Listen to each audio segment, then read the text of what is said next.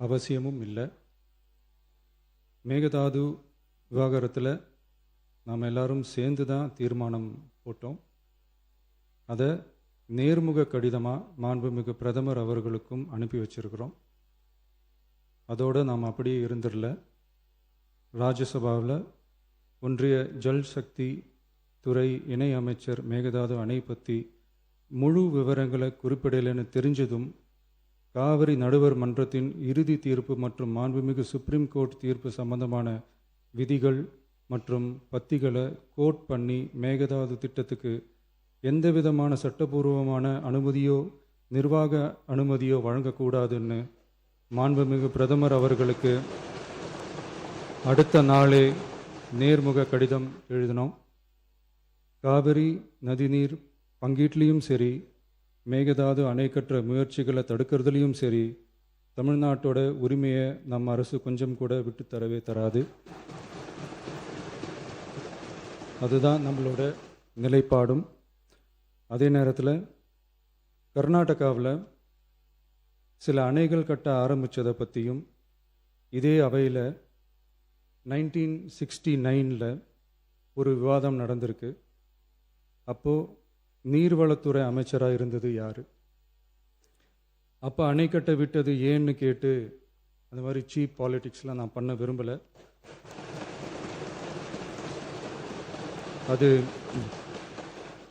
அது நம்ம நோக்கமும் இல்லை. ஏன்னா காவிரி விவகாரத்தை ரொம்ப கவனமாக கையாளணும். எந்த கட்சி ஆளுகிறது, எந்த கட்சிக்கு பெருமை, யாருக்கு பெருமைன்னெலாம் பார்க்கக்கூடாது. இது தமிழக மக்களுடைய பிரச்சனை அப்படின்னு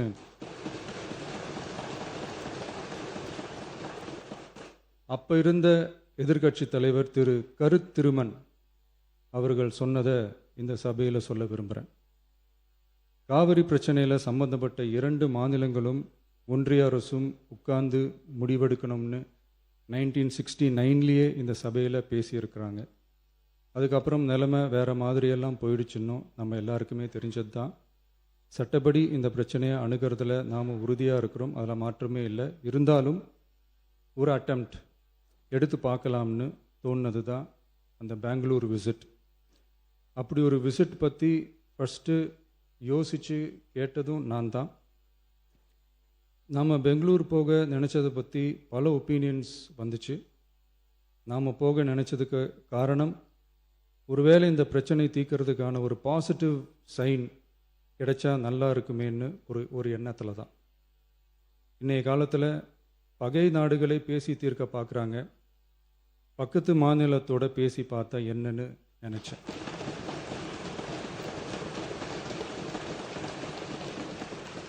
அதனால தான் அப்படி ஒரு அட்டெம்ப்ட் எடுக்க நான் ட்ரை பண்ணோம். ஒருவேளை அந்த அட்டெம்ப்டில் ஒரு அவமானம் நேர்ந்தால் என்ன செய்யன்னு சில பேர் கேட்டாங்க. அப்படி நடந்தால் தமிழ்நாட்டு மக்களுக்காக அதையும் தாங்க தயாராக தான் இருக்கேன்.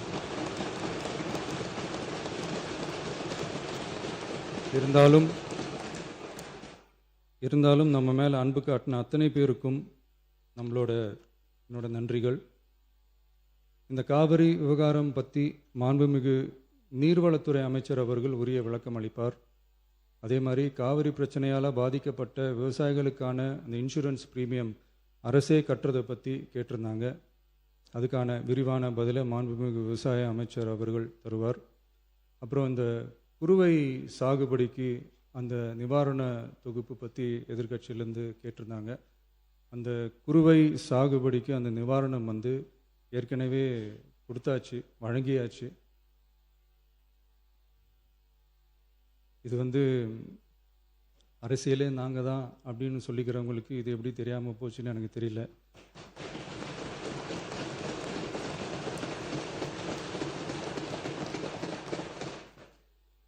முன்ன பின்ன பேப்பர் படிச்சிருந்தா நாட்டில் என்ன நடக்குதுன்னு தெரிஞ்சிருக்கும்.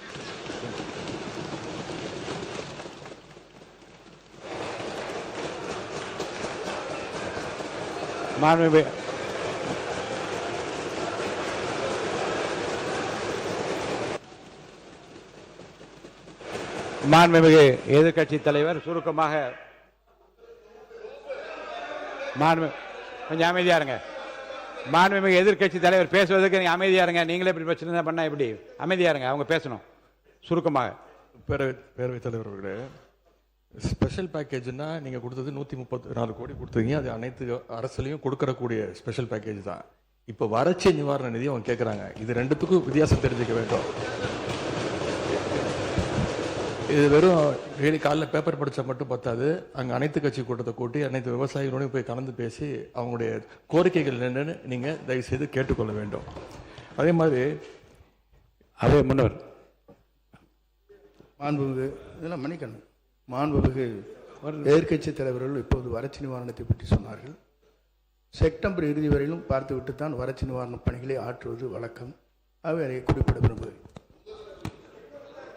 மாண்புமிகு பேசுங்க. மாண்புமிகு எதிர்க்கட்சி தலைவர். பேரவைத் தலைவர்களே, அவரை பேச அனுமதிங்க. நீங்களே இப்படி பண்ணா எப்படி? மாண்புமிகு எதிர்க்கட்சி தலைவர் சுருக்கமா பேரவைத் தலைவர்களே, நாங்கள் இன்னொன்று திரும்பி கேட்பது தான், கர்நாடகாவில் அவங்க அனைத்து கட்சி கூட்டத்தை கூட்டி முன்னாள் முதலமைச்சர்லாம் வர சொல்லி அவங்களுடைய கோரிக்கைகள்லாம் கேட்டுக்கிட்டு இருக்காங்க, தொடர்ந்து கேட்டுட்டு இருக்காங்க. இந்த தாவேக்கா அரசு ஏன் அனைத்து கட்சி கூட்டத்தை கூட்டுவதற்கு என்ன உங்களுக்கு பயம், என்ன உங்களுக்கு தயக்கம் என்பதை நான் கேட்டுக்கொள்ள விரும்புகின்றேன். அதே மாதிரி குறுவை பாதித்த சம்பவம் இன்னைக்கு கேள்விக்குறியாக நிலையில் விவசாயிகளுடைய தொடர் கோரிக்கை டெல்டா மாவட்டங்களை வறட்சி பாதித்த மாவட்டங்களாக அறிவித்து அதற்கான உரிய நிவாரணங்களை அவங்க தொடர்ந்து கேட்டுட்டு இருக்கிறாங்க. எனவே அதையும் இந்த அரசு செய்ய வேண்டும் என்று கேட்டுக்கொள்கின்றேன். நன்றி. மாண்புமிகு உறுப்பினர் திரு கே எடப்பாடி பழனிசாமி அவர்கள்.